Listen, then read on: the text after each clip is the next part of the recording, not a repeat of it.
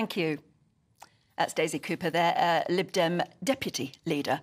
But we've still got our headline makers with us, Fraser Myers, deputy editor of Spiked, and Stephanie Tecci, who's our showbiz expert. What did you... I always think it's funny the day after an election, because everybody is trying to paint it in a completely different way. Of course, yeah. I mean, you had Greg Hands on earlier putting on a very brave face. Oh, really? I have to say. He had the short stick. Yeah. I think I agree with Daisy Cooper's assessment, actually. This is not that people are suddenly flocking to Labour, it's that they have just had enough of the Tory government. And you can see that over the past couple of by-elections where basically whichever party was in second place or whichever party was best placed to beat the Conservatives, that's where people have really flocked to. So, you know, in some cases that's Lib Dems. In these two by-elections last night, that was Labour. And, yeah, so Rishi Sunak has a really serious problem, especially since Labour won in Scotland a few weeks ago, because that makes Keir Starmer's job... quite a few successes. So that makes Keir Starmer's job of winning a majority a lot easier than it might have been. I do feel sorry for Rishi. I do feel like he inherited a poison chalice, and it's almost a year ago today. Yes, and I feel like it's been a little too late for him, because I feel like he actually has been a Conservative leader who has put plans into action, but I just think the public clearly have just had enough now, and we want a different government. Had a long time, they have. To be fair, haven't they?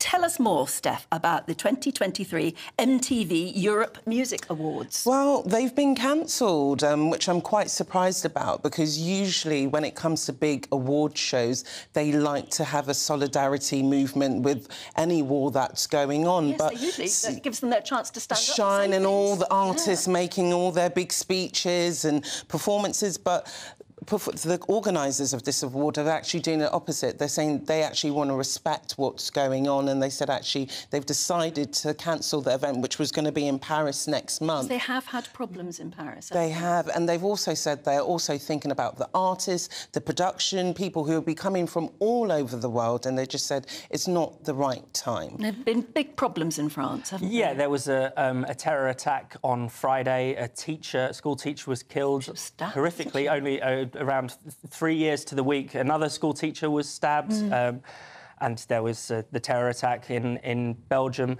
Now, we don't know if this is related to the fact that the leader of Hamas had called for a day of jihad and for people to take up arms against the West. Who knows? That will still come out. But there is obviously a very heightened, tense atmosphere. Various airports had to be shut down in France recently. So you can see why they would be sensitive about anything. And I think if there were, you know, perhaps if there were, say, a specific threat against the award ceremony, that would make sense. But I find this a very worrying response. You know, we have to refuse to be terrorised, because this is what they want. They always attack, you know, concerts. Things that give us joy and life. You know, think of the Bataclan attacks, the Ariana Grande concert in Manchester. We can't give up our way of life, or we can't stop enjoying the things that we enjoy just to... we're not. And these are usually very big awards. This is like the staple of awards all year round. So for me, I feel like the organisers must have been tipped off on something that we don't know about, or they're just reading the room and just realise it's not the right time for it. I think Paris has always been a bit of a playground for terrorist attacks, and when you're bringing all these high-profile people... But as Fraser says, giving in to them. And we have the Olympics will be in Paris next year. So, you know, is that under threat, potentially? And I think as well, terrorism is not going to go away overnight. No. It's almost like we've lived with it for so many years, and we are going to continue to live with it. Maybe we've got to find better, more sophisticated ways of combating it. Meanwhile, let's move on, Fraser, to the Health Secretary has slammed NHS bosses for wasting our money on diversity. So it's incredible, actually. If you're a diversity manager in the NHS, you can often earn a lot more than junior doctors, sometimes even more than consultants. So Steve Barclay talked about an advert he saw for someone earning, you know, 90 grand a year for being a diversity, for being a diversity officer. And I think, you know, So actually, the sort of head of diversity earns more. I think she's called like the head of people. I've got some silly title. Yeah. She earns more than the actual head of NHS England, Stephen Swinford.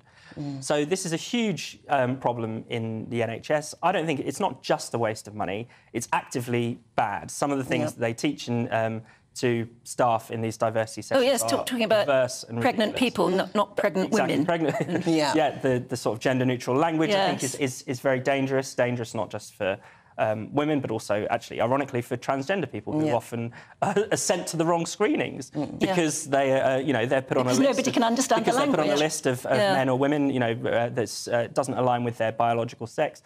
Some of the things they say about race, I think, are very damaging. You know, people in the NHS have been made to attend seminars on the evils of whiteness.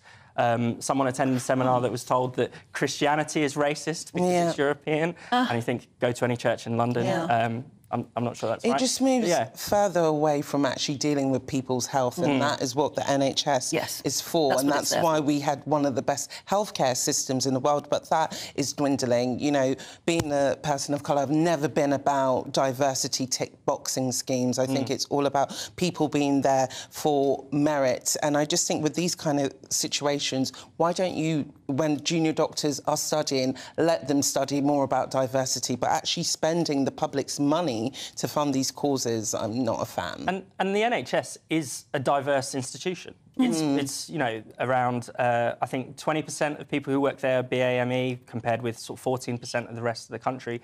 It's not like there is a clear problem that they have to solve. And it doesn't appear so. It doesn't appear to be that way. And yet this seems to be. I think this is just the sort of default for our public institutions. Because it's not just the NHS. But it is an expensive default, isn't it? It's a very expensive default. But yeah, it's not just the NHS. It's teaching. It's the Bank of England has all these wacky diversity policies. It's just everywhere in the bureaucracy. Now, before we run out of time, because we will any minute now. In 50 seconds. Stephanie, tell us about Dolly Parton. Dolly Parton has come out and said that she sleeps with her makeup on. She says she's scared to be seen in the all natural by her husband, photographers, and she's scared there could be an earthquake and she can come out looking natural. So she had to run for it in the middle of the night. She wants the full glamorous. I interviewed Dolly not too long ago and she does look fabulous at 77, but wipe that make off, Dolly. It's not good to sleep with makeup on. It isn't really, but she's done very well. She looks amazing. But I think that's the more complex thing. That's more insecurity if you feel you need to keep your makeup on and not be OK with yourself naturally.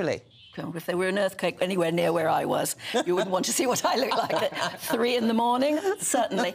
Stephanie Fraser, thank you so much. We've got much more for you coming up, particularly on the Tory by-election defeats overnight coming up.